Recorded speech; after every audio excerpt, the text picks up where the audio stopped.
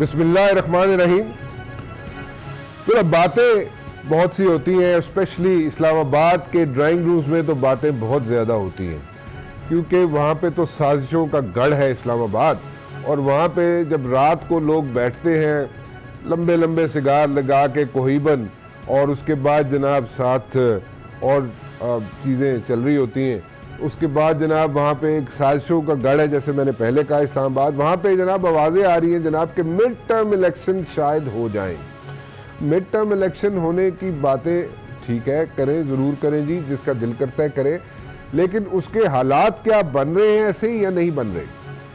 और मैं उस पर ज़रा बात भी करना चाहूँगा कि मिड टर्म इलेक्शंस हो सकते हैं या नहीं हो सकते, या सिर्फ ये एक तो होता है ना, जो भी हुकूमत आती है इस्लामाबाद की ये आदत है, मैं ऐसे कह देता हूँ, इस्लामाबाद की ये आदत है कि जनाब जो भी हुकूमत आएगी, चाहे नून लीग की आए, चाहे पीपल्स पार्टी की आए और चाहे PTI की आए, उस पर जनाब हर बैठते सारी जब हुकूमत वाले बैठते हैं, जिसकी भी हुकूमत हो बैठते हैं, उसके बाद जनाब शुरू हो जाता है जनाब सिगार के साथ कि लगता है जनाब ये 3 महीने के बाद हुकूमत टूट जाएगी, ये आवाज़ें आनी शुरू हो जाती हैं। खैर ये आवाज़ें हमेशा से हम सुनते आए हैं, अब तो 27-28 साल हो गए इस प्रोफेशन में, ये आवाज़ें आती रहती हैं, लेकिन होता अक्सर यही है कि जनाब टाइम गुजर ही जाता है।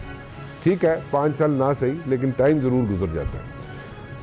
दूसरी बात यह है कि जनाब कराची में बहुत JIT बैठी, JIT ने अपनी, और ये नहीं कि कोई हवाई फायरिंग की JIT ने विद प्रूफ चीज़ें सामने रख दी। नाउ आगे चल के क्या होगा, क्योंकि लोग ये कहते हैं जनाब कि हमें चाहिए एंड रिजल्ट, चाहिए एंड रिजल्ट क्या है कि एंड रिजल्ट में चाहे वो ये वाली JIT हो जो आसिफ जरदारी साहब के जो इल्ज़ामात हैं, या उनके साथ जो लोग हैं उन पे जो इल्ज़ामात हैं उनके बारे में जो बातें हो रही हैं, या JIT ने जो अपनी फाइंडिंग्स ब्लैक एंड वाइट में दी, एंड रिजल्ट क्या निकलता है उस पर लोगों की ज़्यादा फोकस होता है। लोगों के दिल में एक लगा रहता है, क्या कहते हैं, डर खौफ सा रहता है कि नहीं जी ये ना हो कि एंड में आके कहीं कोई कॉम्प्रोमाइज़ ना हो जाए, तो कॉम्प्रोमाइज़ हो गया तो जनाब छोड़ देंगे। और ये भी एक यहाँ पे आवाज़ें आती रहती हैं जनाब, वहाँ से अगर बेल होगी नवाज शरीफ साहब को फलां केस में बेल, तो वो जी कॉम्प्रोमाइज़ हो गया जी, सो वो कॉम्प्रोमाइज़ की भी बातें शुरू हो जाती हैं। लेकिन फ्लॉज है, हकीकत ये है कि हमारे कवानीन में फ्लॉज है और उनको एक्सप्लॉइट करते हैं वकला, चाहे वो जिस भी पार्टी के हों, उनके पास हैवी वेट होते हैं, यहाँ वकला मौजूद होते हैं, उनकी अच्छी यहाँ पे फीसें होती हैं, उनका काम है एक्सप्लॉइट करना कवानीन के अंदर जो फ्लॉज है और अपना जो क्लाइंट है उसको बचाना, उनका काम है, वो लगा रहता है काम। लेकिन इसके साथ साथ एक और चीज़ भी है कि हुकूमत जो है, हुकूमत की जहाँ पे जो अच्छी बातें हैं वो भी मैं सामने ले आता हूँ, जो थोड़ी सी गड़बड़ है वो भी आपके सामने लेके आता हूँ। लगता यह है कि हुकूमत के पास लॉन्ग टर्म स्ट्रेटजी है और मिड टर्म स्ट्रेटजी है। जो चीज़ें फिक्स करनी है उन्होंने, चाहे इंस्टीट्यूशंस फिक्स करने हैं, चाहे उन्होंने जनाब कोई और चीज़ें फिक्स करनी है, इकॉनमी की तरफ भी अगर देखा जाए तो वो भी उनके पास लॉन्ग टर्म स्ट्रेटजी है, मिड टर्म स्ट्रेटजी है, लेकिन शॉर्ट टर्म स्ट्रेटजी हुकूमत के पास नहीं नज़र आ रही। शॉर्ट टर्म स्ट्रेटजी अगर इवॉल्व की जाएगी, क्योंकि 3 प्रॉन स्ट्रेटजी इवॉल्व की जाती है, तीनों स्ट्रेटजीज पे साइमल्टेनियसली काम करना पड़ता है, और अगर तीसरी स्ट्रेटजी यानी कि शॉर्ट टर्म स्ट्रेटजी जो है अगर उस पर काम नहीं होगा, तो फिर वो 2 जो स्ट्रेटजीज है जो उसके बाद फॉलो करती हैं, यानी कि मिड टर्म स्ट्रेटजी और लॉन्ग टर्म स्ट्रेटजी, वो इफेक्ट कर सकती है। सो शॉर्ट टर्म स्ट्रेटजी का भी होना ज़रूरी है, और वो अगर साथ साथ चलेगी तो तब ही इकॉनमी ठीक हो पाएगी। Otherwise it's going to be a situation, और उस सिचुएशन को हैंडल करते करते कहीं देर ना हो जाए। इसीलिए आवाज़ें आनी शुरू हो जाती हैं जनाब कि मिड टर्म इलेक्शन हो जाएगा, या ये हो जाएगा, या वो हो जाएगा। या एक और भी आवाज़ आती है कि जनाब यहाँ पे एक साजिश हो रही है और पंजाब हुकूमत के ख़िलाफ़ साजिश हो रही है, और हमजा शहबाज शरीफ साहब जो है वो जनाब मिले हैं, और PTI के लोगों को भी और उसके साथ साथ काफ के लोगों को भी मिले हैं, और इस लगता ही है कि बुज़दार साहब की हुकूमत जो है वो गिर जाएगी पंजाब में। सो ये भी एक आवाज़ें आ रही हैं। ये किस हद तक दुरुस्त है कि ऐसा हो पाएगा कि नहीं हो पाएगा, ये भी इस पर भी मैं बात करना चाहूँगा। लेकिन साथ साथ कराची में जो बात की जाती है कि कराची के अंदर जनाब कब्ज़े जो है वो बंद हो गए हैं, ज़मीनों पे कब्ज़े बंद हो गए हैं, ज़मीनों पे कब्ज़े होने बंद हो गए हैं, मेरा नहीं ख्याल कि ऐसा कोई काम रुका है। यहाँ पे रेवेन्यू डिपार्टमेंट जो है सिंध का, उसमें भी गड़बड़ है और इतनी शदीद गड़बड़ है कि जनाब यहाँ पे मुख्तार कार स्कीम 33 का जो जलील बरोही है, जिस पे नैब के भी केसेस हैं, जिस पे कई केसेस हैं, उसके ऊपर वो जनाब वापस आके मुख्तार कार लग जाता है, ज़मीनों पे कब्जे करवाने शुरू कर देता है और सरेआम कहता है कि जनाब मैं तो पैसे दे के आया हूँ और पैसे दे के यहाँ पे बैठा हूँ और ज़मीनों पे कब्जे नहीं कराऊंगा तो अपने पैसे जो दिए हैं मैंने वो कैसे पूरे करूँगा। और बड़े बड़े नाम भी लेता है, कहता है जी मेरे साथ DIG भी शामिल है, मेरे साथ DIG के साथ जनाब SHO भी शामिल है और SHO का भी नाम लेता है कि जनाब सलीम रिंद मेरे साथ शामिल है। और इस तरह की बातें देखें, अगर यही बातें अगर चलती रहेंगी और इसमें कोई रुकावट नहीं होएगी तो फिर तो मेरे ख्याल में कोई मुश्किल ही है हालात। इसको जब तक रोका नहीं जाएगा इन कब्ज़ों को, क्योंकि हर दूसरा केस कब्जे का है कराची के अंदर और यहाँ पे रातों रात कब्जे होते हैं और शरीफ लोगों की ज़मीनों पे कब्जे हो जाते हैं और यहाँ पे कोई पूछने वाला नहीं है। मैं अपने पैनल का इंट्रोडक्शन करा दूँ जी। मेरे बहुत मोहतरम इम्तियाज़ शेख साहब, पीपल्स पार्टी से इनका ताल्लुक़ है, अली नवाज अवान साहब PTI से और रुमीना खुर्शीद आलम साहिबा मुस्लिम लीग नून से। आप सबका बहुत बहुत शुक्रिया जी, आप लोग तशरीफ़ लाए। और मेरा ख्याल था अली नवाज साहब हस्बे आदत कहीं रास्ते में खो जाएंगे, लेकिन मुझे अभी स्क्रीन पे नज़र आ गए कि जनाब बिल्कुल पहुंच गए वो। खैर रुमीना बीबी भी हंस रही हैं और इम्तियाज़ साहब से तो मेरा बड़ा अच्छा लगाव है जी, मेरे बड़ा एहतराम है मेरा उनके लिए। मैं ज़रा शुरू कर लूँ, मेरे ख्याल में इम्तियाज़ साहब आपसे ज़रा ज़मीनों के कब्ज़ों पे ही एक शुरू कर लेते हैं, क्योंकि बाकी तो खबरें चलती रहती हैं। ज़मीनों के कब्ज़े तो अभी ख़त्म ही नहीं हुए जी, कराची में अभी भी जारी है काम। इधर तो लोग जलील बरोही टाइप लोग, मुख्तार कार है स्कीम 33 का, वो कहता है जनाब मैं तो 4 करोड़ रुपया दे के आया हूँ और 4 करोड़ रुपए जब तक मेरे पूरे नहीं होंगे उस वक्त तक मैं ज़मीनों पे कब्जे कराता रहूँगी। ये तो एक एग्जाम्पल दे रहा हूँ मैं आपको। और उसके साथ SHO है सलीम रिंद, वो भी कहता है जी ठीक है मैं तो कब्जे करवाऊंगा और जाली कागजात बना के और जो असली मालिकान है उसकी ज़मीनों पे कब्जे कराएंगे। तो ये सिलसिला तो ख़त्म ही नहीं हुआ किसी चीज़ का भी। तो फिर कैसी हुकूमत है आप लोगों की सिंध में जी? देखें अपना राणा साहब, जहाँ तक हुकूमत का ताल्लुक है कि हुकूमत तो कभी भी इस तरह की चीज़ नहीं कराएगी और न कराती है, और न ही हमारी हुकूमत की ये कोई पॉलिसी है कि ज़मीनों पे कब्जे कराएं। इंडिविजुअल्स हो सकते हैं मतलब जो इस तरह का काम करते हों, या जिस तरह आपने मुख्तार कार का नाम लिया या किसी और का नाम लिया, लेकिन ये मैं आपको बिल्कुल वाज़े तौर पे बता दूं कि ये कोई गवर्नमेंट की पॉलिसी नहीं है कि बैठ के कब्जे कराए या गवर्नमेंट की पैटर्नेज हो। ये इत्तेफाक से वापस आ गया होगा। गवर्नमेंट का इम्तियाज साहब ये तो फर्ज बनता है ना कि जो असली मालिकान है, जो बेचारे धक्के खा रहे हैं कभी एक दफ्तर कभी दूसरे दफ्तर, उनकी कम से कम सुने तो सही ना। वो अपने ओरिजिनल कागजात लेकर कभी इधर जाते कभी उधर जाते, लेकिन पूछने वाला कोई भी नहीं है।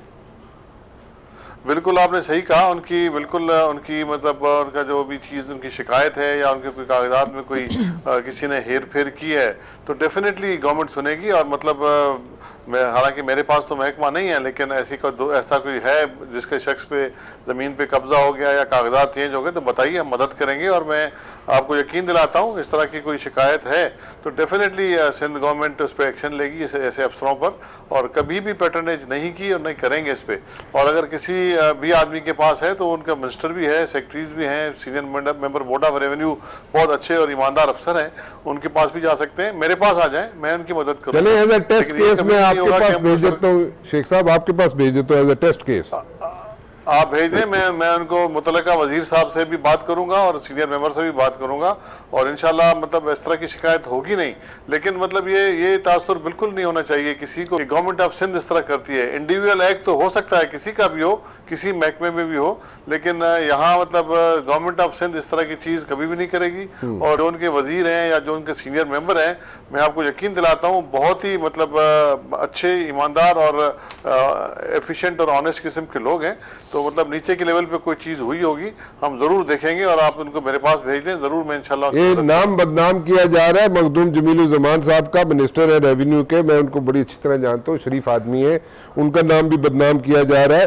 और DIG ईस्ट का आमिर फारूकी का नाम भी बदनाम किया जा रहा है, वो भी अच्छे आदमी है, उनका नाम भी बदनाम किया जा रहा है। और ये बड़ा गलत इंप्रेशन, बड़ा गलत पड़ता है ना। पंजाब में भी ऐसा ही होता है। लेकिन इसमें मैं अर्ज करूं कि मखदूम जमील साहब इस वक्त वजीर नहीं है, वो एमएनए हैं। अच्छा, और उनके बेटे वजीर हैं, मखदूम महबूब साहब, अच्छा, वो वजीर हैं और वो मतलब बहुत पढ़े लिखे और मतलब बहुत ही अच्छे नौजवान हैं। और मतलब मैं उनके पीठ पीछे कह सकता हूं कि वो इस किस्म के किसी चीज में भी इन्वॉल्व नहीं है। उनकी फर्स्ट उनका नाम गलत यूज हो रहा है, मेहनत से काम करते हैं।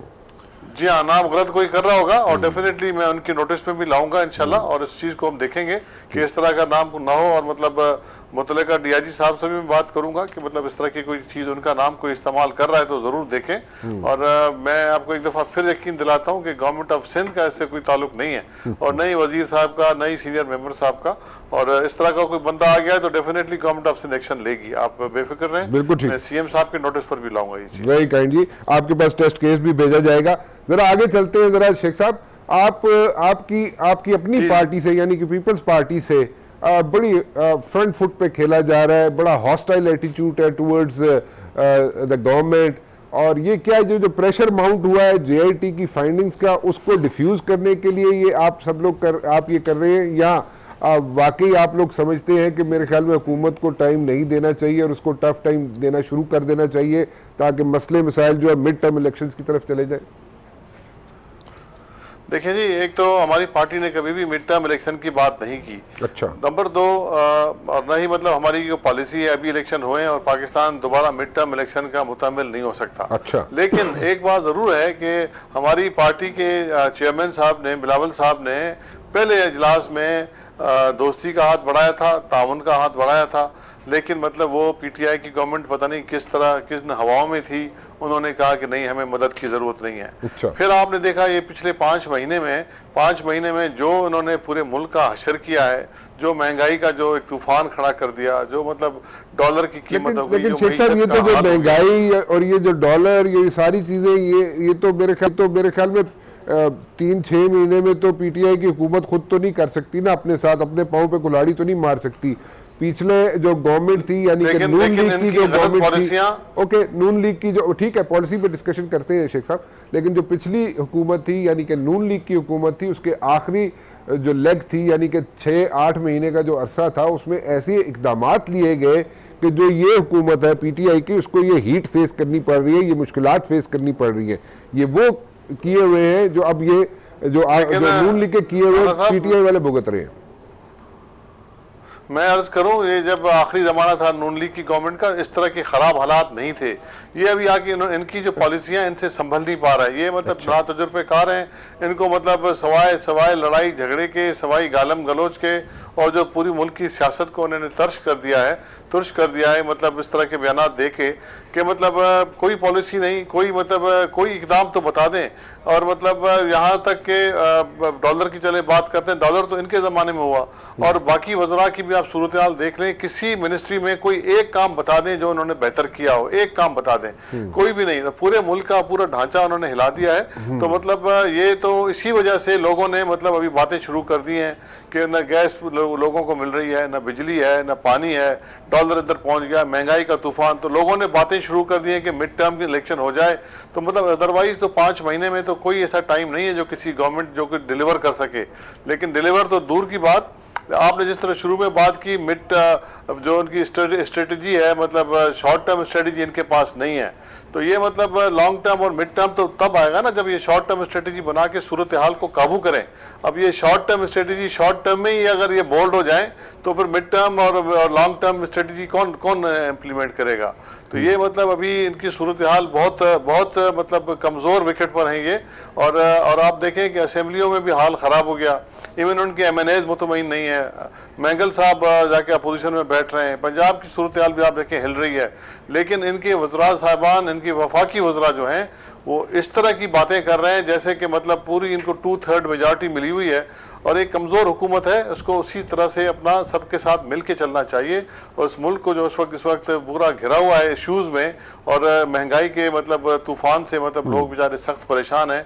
कहते थे कि चीखें निकलेंगी, चीखें तो पाकिस्तान की आवाम की निकल रही हैं इस वक्त। आप देखें अच्छा, मतलब मैं उस पे आता हूँ शेख साहब, पंजाब में गैस पे और जो यूटिलिटीज हैं, जो उनके इश्यूज हैं, उसकी तरफ आता हूँ क्योंकि मेरे पास पीटीआई की बड़ी अच्छी रिप्रेजेंटेशन मौजूद है, वो मेरे ख्याल में उसका जवाब दे देंगे। लेकिन एक चीज़ आपसे और पूछना चाहूँगा शेख साहब, before I go to the PTI and Noon league वालों की तरफ, मेरी जो इतलात है, मेरी इतलात ये है कि ये जो परसों की प्रेस कॉन्फ्रेंस हुई है जिसमें बयानात दिए गए हैं कि जो फौजी अदालतें हैं उन पे उनको जनाब बस हो गया जितना उन्होंने काम करना था, मजीद उस पर उसको एक्सटेंशन में पीपल्स पार्टी शायद उसका हिस्सा ना बने।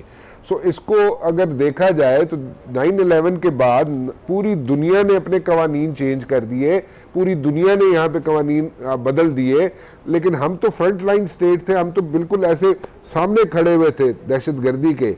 और अगर हम अभी भी अगर फौजी अदालतों को नहीं एक्सटेंशन देते तो आपका क्या ख्याल है, फौजी अदालतों की ज़रूरत ख़त्म हो चुकी है या या दूसरी अदालतें जो सिविल अदालतें हैं वो क्या इतनी मजबूत हो चुकी हैं कि वो इतने बड़े बड़े फैसले कर सकेंगे, या फॉर दैट मैटर दहशत गर्दी क्या कंप्लीटली ख़त्म हो चुकी है?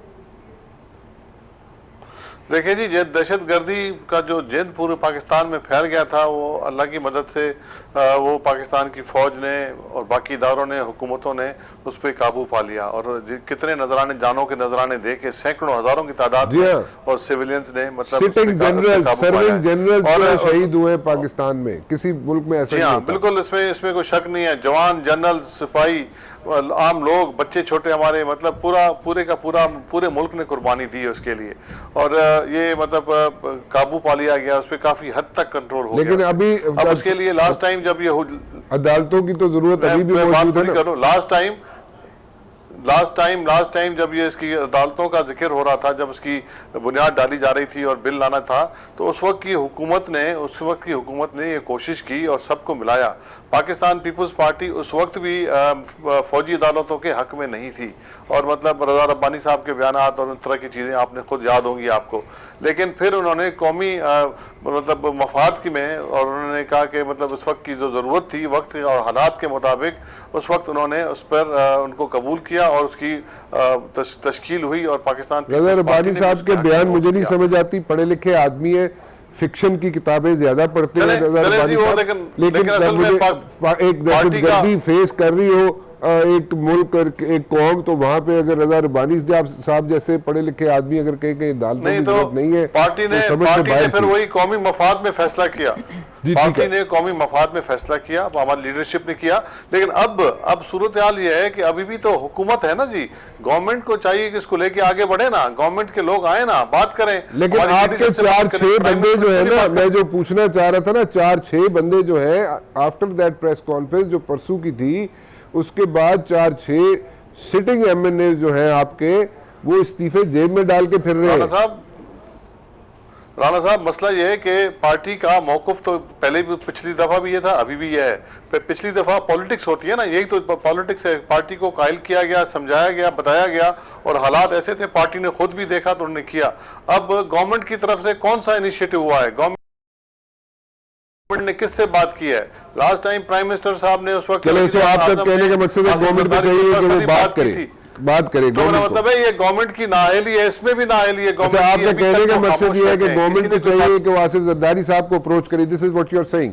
मैं देखे जी, पार्टियों से सबसे बात करें। हमारी पार्टी का मौक़िफ़ तो अपनी जगह पहले भी था और अभी भी वही मौजूद है, लेकिन ये तो फिर जो गवर्नमेंट होती है वो उसको लेके आगे चलती है और अपोजिशन साथ देती है। कौमी मामलों पे कौन साथ नहीं देगा, जरूर देंगे। लेकिन उसका तरीका जो इन्होंने अपनाया है वो सही नहीं है। Government should approach Asif Zardari साहब। कोशिश तो करें। ठीक है, बिल्कुल ठीक है। मैं कोशिश तो करें जी, उसके बाद जो पार्टी फैसला करेगी। ओके, अली इमाम साहब, बड़ा अच्छा नुक्ता रेज किया है इम्तियाज साहब ने, और इम्तियाज साहब कह रहे हैं जनाब के पार्टी की लीडरशिप से अगर गवर्नमेंट राब्ता करेगी तो डेफिनेटली वो इसको जनाब जाएंगे, इसके हक में जाएंगे और फौजी अदालतों के मसले में एक्सटेंशन देने के लिए तैयार है। What have you to say about this one जी अली साहब? जी मुबशिर भाई, बड़ी अच्छी बात की है इम्तियाज शेख साहब ने और बड़ी डेमोक्रेटिक बात की है। बट इनकी जो ये वाली बात है, जो इनके लीडर हैं, को चेयरमैन, वो उनकी बात से थोड़ा सा ज़्यादा है कि उन्होंने बड़े क्लियर कट, जो उनका लास्ट ट्वीट देखेंगे आप, उसमें बड़ा क्लियर कट उन्होंने ट्वीट किया इसके बारे में। बट ये बात बिल्कुल ठीक है, जब हम लोग अपना डिसीजन ले लेंगे इंशाल्लाह ताला, तो हम बाकी सारी ऑपोजिशन की पार्टी से, अपने जितने अलायंस की पार्टी, लोगों ने अभी डिसीजन नहीं लिया इसके अंदर, इम्तियाज भाई लेट मी स्पीक, उनसे मुशावरत करेंगे और इंशाल्लाह ताला इसको आगे लेके जाएंगे। अच्छा, आप करेंगे, लेकिन अभी आपने डिसाइड नहीं किया? जी आप ठीक करें। अब देखें जी, आप खुद देखें अब ऐसे ने कौमी मामले पे डिसाइड नहीं किया तो पीपल्स पार्टी का तो मौकफ है ना, हमारे चेयरमैन ने भी कहा है, को चेयरमैन ने भी कहा है। शेख साहब मैंने आपकी बात को सेकंड किया, आपकी बात को बिल्कुल सेकंड किया है और ये बात बिल्कुल मैंने आपकी तारीफ की है इसके बाद में कि आपने जो बात की वो वाकई बहुत जबरदस्त बात है, बड़ी पायदार बात की, पर जो आपके को चेयरमैन ने बात की थी वो बिल्कुल इससे डिफरेंट की थी। मतलब अगर हम हालात का तनाजुर में देखें, हमारी पार्टी का गवर्नमेंट का स्टैंड देखें जिसे नहीं संभाला जाला रेंजर्स के बगैर, और वो इतना बड़ा स्टेप लेने जा रही है कि फौजी अदालतों पे हमें इस पे एतराजात है, तो फिर इस पे बात आपकी ठीक है कि हमें बिल्कुल पहले हमें अपनी डिसीजन लेना चाहिए और फिर ऑपोजिशन की पार्टीज को इस पे लूप में लेके, क्योंकि कौमी मुफाद का मसला है, इसमें हम इंशाल्लाह ताला बिल्कुल आपको भी लूप में लेंगे और इसको आगे अच्छे पाकिस्तान को इसी तरह आगे बढ़ाएंगे। चले मैं एक छोटी सी ब्रेक ले लूँ जी, कि एक कंपल्शन है, ब्रेक के बाद वापस आता हूँ तो नून लीग का भी मौकफ जान लेते हैं इस पे फौजी अदालतों पे, एक छोटी सी ब्रेक के बाद।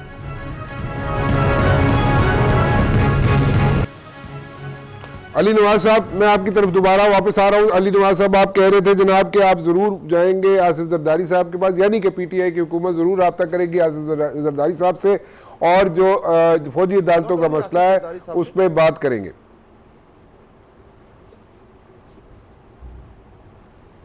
अली नवाज साहब जी जी बिल्कुल ये बात कर रहा था मैं कि सारी ऑपोजिशन पार्टीज के साथ देखें, ये एक हमारा कौमी मुफाद का इशू है और इस पे हमें सबको लूप में लेके चलना चाहिए और मैं होपफुल हूँ कि जो भी हमारा कंसेंसस होगा, जो भी हमारा डिसीजन होगा द पार्टी देन कंसेंसस, वो मुल्क के लिए अच्छा होगा और सब कुछ सामने आ जाएगा। देखें जो भी अपनी कोई लाइन लेगा उसके बाद क्या होगा वो सब कुछ आपके सामने आ जाएगा कि कौन किस तरफ खड़ा है और कौन किस तरफ खड़ा है। सो आप कोई थोड़ा सा बता सकते हैं कि कब तक कोई राब्तों का सिलसिला शुरू हो जाएगा आसिफ जरदारी साहब से या ऑपोजिशन से?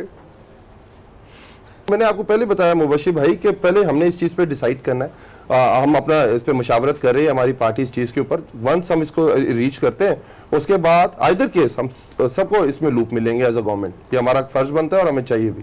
सो you people are still working on it कि आपने कैसे क्या स्ट्रेटजी इवॉल्व करनी है।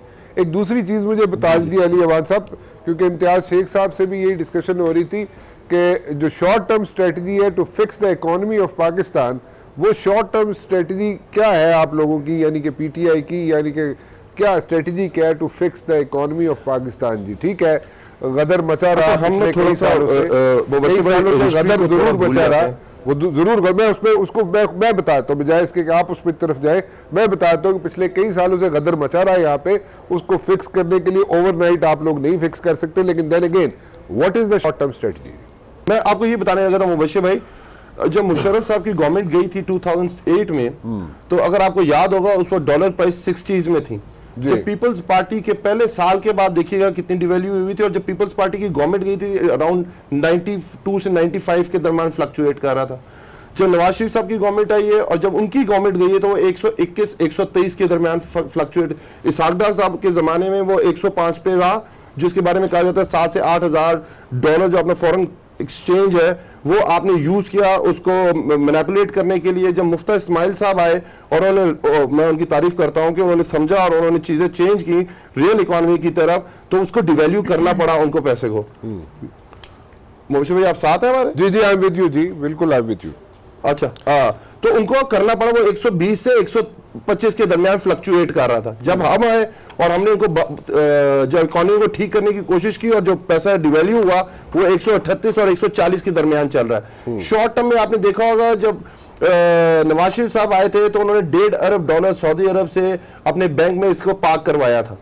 अब हमारी गवर्नमेंट में देखें, एक तरफ वो फॉरेन पॉलिसी थी और एक ये फॉरेन पॉलिसी है जो पाकिस्तान के लिए है कि आपके $12.5 अरब का आपने पैकेज लिया सऊदी अरब से, same from the UAE, Qatar से आपकी बात चल रही है, China is helping you out. अगर इससे अच्छी शॉर्ट टर्म पॉलिसी तो हो ही नहीं सकती कि आप नवाज शरीफ दौर में आप अगर देखते हैं पीछे तो आपको स्ट्रेट अवे IMF के पास जाना पड़ा था और उनकी मजबूत शराइत माननी पड़ी थी, और हमने उनको कहा कि हम अपनी शराइत पे IMF के पास जाएंगे।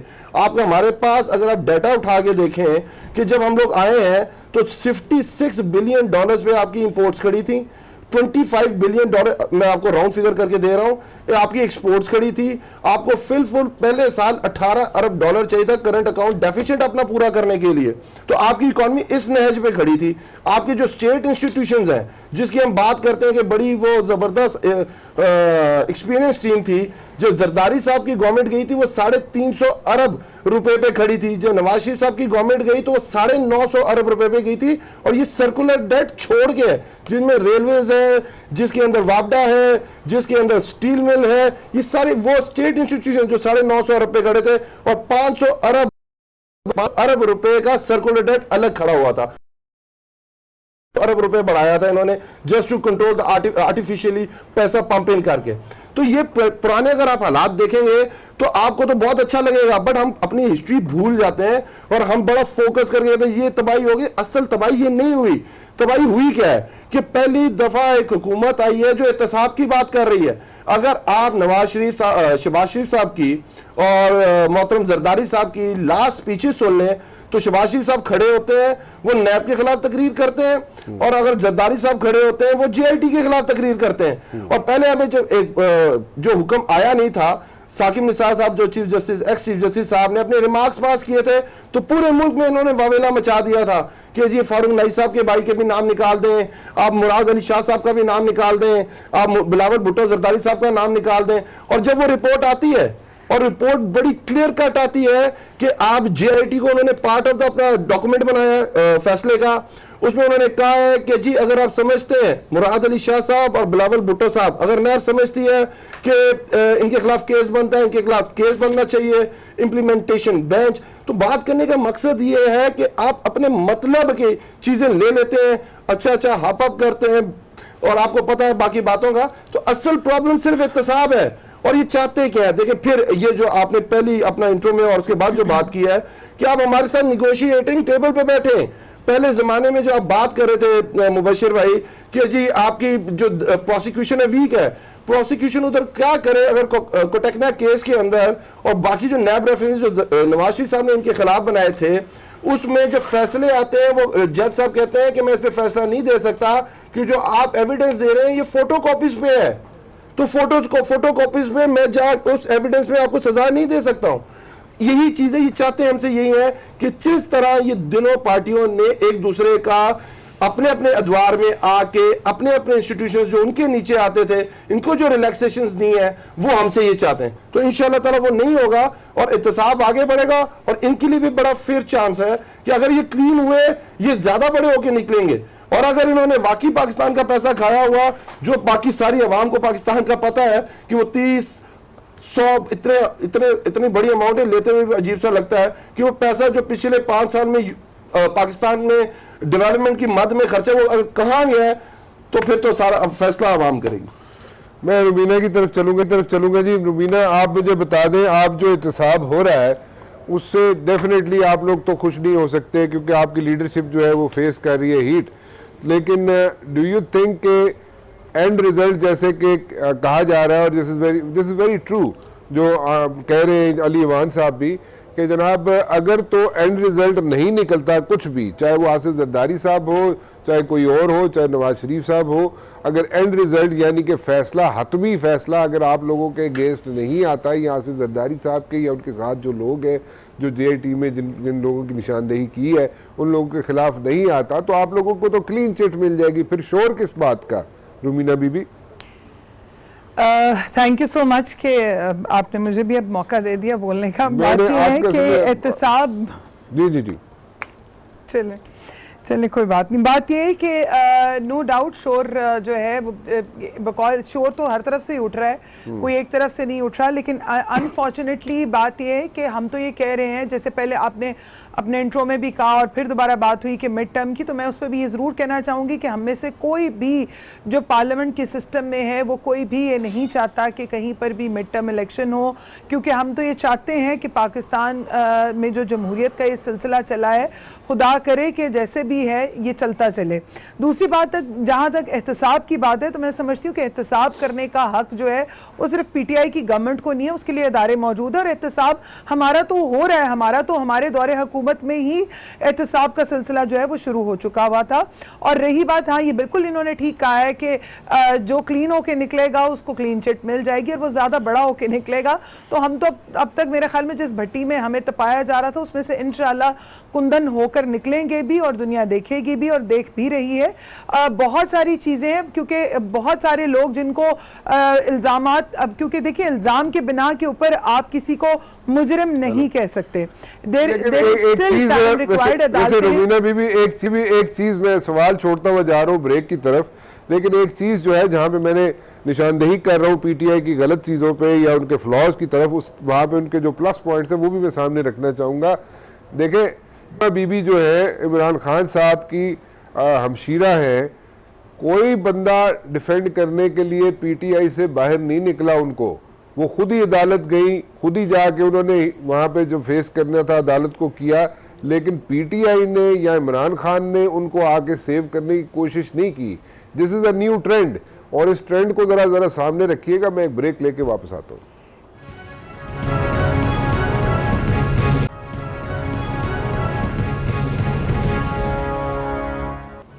रुबीना बीबी, ब्रेक में जाने से पहले मैं एक सवाल छोड़ के गया था कि जनाब एक प्राइम मिनिस्टर इमरान खान, उसकी हमशीरा, वो जाती है सुप्रीम कोर्ट में, उसके खिलाफ जो इल्ज़ामात हैं उनको फेस करती है, लेकिन पार्टी पीटीआई हो या इमरान खान हो वो उनको बचाने के लिए कोई स्टेटमेंट नहीं देते या उनके लिए बाहर नहीं निकलते। आपके पार्टी में भी ऐसा हो सकता है? देखिए पहली बात तो ये है कि लीमा बीबी के लिए तो आप कहते हैं कि मैं एक छोटा सा सवाल यहाँ पर ज़रूर करूँगी कि बात ये है कि चीज़ें या फैमिली एजेंसी है, सवाल या जवाब भी सही जैसे भी आप इसको लें, फैमिली एजेंसी वो फैमिली का एक हिस्सा है, वो इमरान खान साहब की बहन है, लेकिन उनको डिफेंड करने की उनको क्या ज़रूरत है? बाकी इर्द गिर्द में भी बहुत कुछ हो रहा है, वो जुर्माने पे कर रही हैं और जुर्माने पे करके वो रेगुलाइज होती जा रही हैं। तो मेरे ख्याल में हमें किसी को भी डिफेंड करने की वहाँ पर ज़रूरत ही नहीं, जहाँ पर चीज़ें ऑटोमेटिक ही ठीक हो रही हूँ तो वहाँ पर कोई उनको क्या डिफेंड करेगा, और मेरे ख्याल में डिफेंड करने की नौबत ही नहीं आ रही। और जहाँ तक दूसरी पार्टीज़ का ताल्लुक है तो मेरे ख्याल में हर पार्टी का जो मौक़िफ़ है वो हर पार्टी अपने मौक़िफ़ के साथ खड़ी है और हम लोग ना एहतसाब से भाग रहे हैं, ना कोई किसी चीज़ से भाग रहा है, ना कोई किसी से आंखें छुपा रहा है। हर चीज़ का जो है हम लोग सामना भी कर रहे हैं और मेरे ख्याल में इसमें कोई मज़ायका नहीं है सामना करने का। और जी मुबश्शिर भाई आपकी आवाज़ थोड़ी कट रही है। मैंने कहा अली इवान साहब जो रुबीना बीबी कह रही हैं, आप इनसे मुतमईन हैं इनके जवाब से? एज लॉन्ग एज देखें, बात सिंपल सी ये है जो आपने अपनी बात की है कि बिल्कुल वो उनकी बहन है, उनकी बाकी भी 3 बहनें हैं।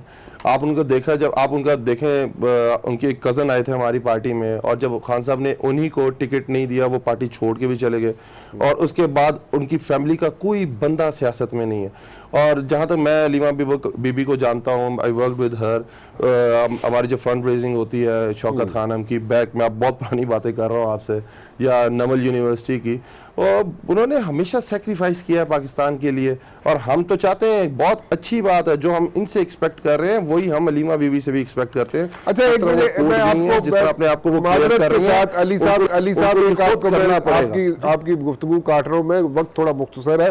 आपको नजर आता है कि कोई आपकी हुकूमत जो है पंजाब में डामाडोल हो रही है? क्योंकि हमजा शहबाज शरीफ साहब मिल रहे हैं पीटीआई वालों से और काफ लीग वालों से भी।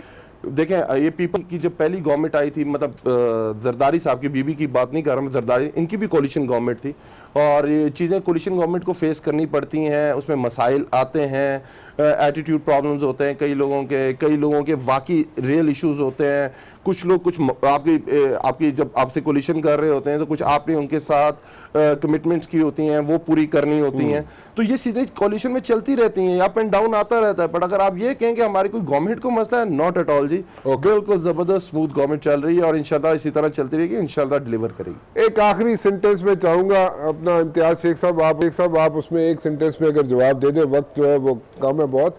आपके ख्याल में everything is hunky dory in as far as the Sindh government is concern जी, यस और नो? देखिए जी, सिंध गवर्नमेंट अल्लाह की मेहरबानी से सबसे मजबूत गवर्नमेंट है और इस वक्त वाहिद हुकूमत है जो बगैर किसी कोalition के यहाँ कायम है, और यहाँ की लीडरशिप, KPK यहाँ भी की बगैर पार्टी, coalition यहाँ में के MPAs सब मुत्तहद हैं, और हमारे चेयरमैन बिलावल भुट्टो साहब की क़यादत में। तो इसलिए यहाँ ये ख्वाब जो PTI वाले दोस्त कुछ देख रहे थे, लेकिन वो यहाँ आए, यहाँ आके उनको अपनी सियासी हैसियत का मालूम हुआ, तो फिर वो अपना मुंह लटका के वापस चले गए। तो मतलब ये बड़ा अजीब सा था कि फेडरल गवर्नमेंट आके सिंध गवर्नमेंट पे हमला करने की सोच रहे थे, लेकिन यहाँ हुकूमत अल्लाह की मेहरबानी से मजबूत है, तमाम के तमाम लोग हैं। और हमने तो ये कहा था कि एक MPA का नाम बता दें जो इनके साथ हो, तो हम बाकी हम इनको खुद दे देंगे। तो हमें मतलब अपने MPAs पे नाम कौन बताता है? क्या शेख इंशाल्लाह साहब, यहाँ आप भी ऐसी बातें पूछ रहे हैं जो ना बताने वाली हो। नाम कौन भाई मैं बताता पे है? रिस्पॉन्ड करना दूसरी बात मैं ये कहूँ, अलीमा साहिबा की बात की आपने। अलीमा साहिबा उनकी फैमिली की थी, उनकी बहन है उनकी, और मतलब जो चीजें उनकी जाहिर हुई हैं, मतलब डेफिनेटली वो इमरान खान साहब को जवाब देना पड़ेगा। और ये बात भी मतलब कई प्रोग्रामों में हमने देखा कि उनके कई MNAs ने, इमरान खान तो डिफेंड ही नहीं कर रहे। MNAs ने उनके MNAs ने वजीरों ने उनको डिफेंड किया है, उनकी वो पूरी उनको मना बातों को कर दिया defend गया था, उन्होंने। उनको बाद में मना कर दिया गया था। ठीक है जी, मुबश्शिर भाई मैं तो रिस्पॉन्ड करना चाहूंगा इस उन्होंने चीज़ पे। डिफेंड किया। जी जल्दी से क्विकली जी, अली आवाज साहब किया, और रिस्पॉन्ड दूसरी बात, KPK ने एक factually- एक factually मिनट, थोड़ा इनसे एक mistake मिनट हो गई है। राणा साहब, एक मिनट। KPK की ये गवर्नमेंट जो हमारी आपने है economy वो की बात हमारी की, किसी कोलिशन के बगैर चल रही है, ये कह रहे थे सिर्फ सिंध गवर्नमेंट की। और हमला करना क्यों करते रहे? आपने अभी पीछे बलूचिस्तान की असेंबली जिन्होंने क्रेडिट लिया हमला करके, फिर जिस तरह सलमान तासीर साहब ने पंजाब की गवर्नमेंट गिराई थी, तो ये हमले करते रहे। तो ये समझते हैं कि जब हम मॉरली एथिकली कोई बात करते हैं, देखिए जब बात हुई JIT ने अपनी जब सिफारिशात दी बाबर अवान साहब के बारे में, उन्होंने रिजाइन किया, हमारे एक और मिनिस्टर साहब ने आजम स्वाति साहब ने रिजाइन किया, उसी मॉरल एथिकल ग्राउंड पे हमने बात की कि मुराद अली शाह साहब को इस वक्त रिजाइन कर देना चाहिए। हमने ये बिल्कुल नहीं कहा कि हम उनकी आपका जो इनके दिमाग में क्योंकि ये सब बात लगे हुए हैं, ये सब कुछ कर रहे हैं। बात करें उसका भी जवाब दे दें। इनकी अली आवाज साहब, आपने आपको याद होगा जब चीफ जस्टिस मूवमेंट चल रही थी, आपके CM जो है KPK, उन पर भी नैब की इंक्वायरी चल रही है, आपके डिफेंस मिनिस्टर पे भी इंक्वायरी चल रही है। इंक्वायरी बिल्कुल चल रही है। सिफारिशात और नैब की इंक्वायरी बहुत डिफरेंट चीज है। एक JIT बनाई गई, चीफ जस्टिस साहब के खिलाफ भी JIT बनाई, बाबर अवान साहब के खिलाफ भी JIT बनाई, आजम स्वाति साहब के खिलाफ भी JIT बनाई। विदाउट रिस्पेक्ट सब गेस्ट के साथ मुझे यहाँ पे अब्रप्टली बंद करना पड़ेगा शो। चलती रहेंगे। Running out of time over here. हमारे लोग भी आप पेश हो सबका रहे बहुत बहुत हैं, शुक्रिया। फिलहाल राना मुबश्शिर जी, अल्लाह हाफिज।